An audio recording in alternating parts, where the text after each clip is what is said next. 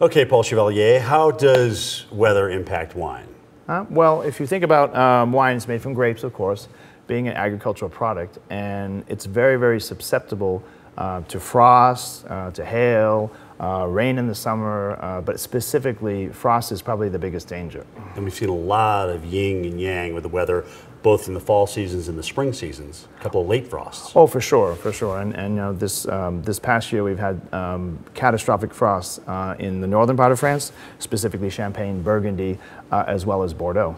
All right, so you've got a rosé with you, and this is kind of apropos to what we're talking about here, because we're shifting out of winter, like the nice big bold reds, and into the summer season. Rosé obviously is very, very hot right now. What's perfect weather for rosé?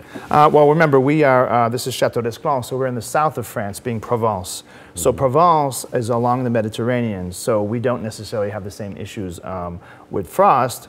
I think one of the key conditions for producing a quality rosé is having a very consistent summer and a growing season. So the weather in the south of France in Provence, I believe, is probably some of the best in the world for producing rosé. And that gives you that consistency that you need to produce those grapes. Throughout the growing season, yes. Now, this is a nice light rosé. It's a great drinking rosé. I've had it myself. But there are different shades of rosé. Yeah, so remember how we make rosé. So rosé is made from, you can make rosé from any red grape, Cabernet Sauvignon, Tempranillo, Sangiovese, but in the case of Provence, the predominant grape is Grenache.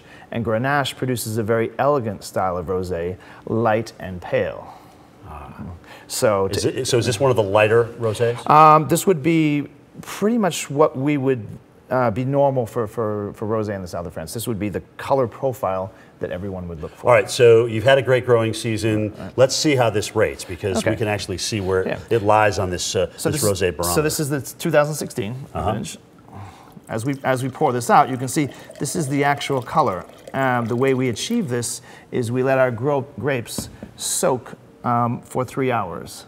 So 3 hours of the skins and the juice, you would achieve this color. If you left it longer, 6 hours, 9 hours, 12 hours, 15 hours. But what we're looking for is something very light, not astringent, not bitter.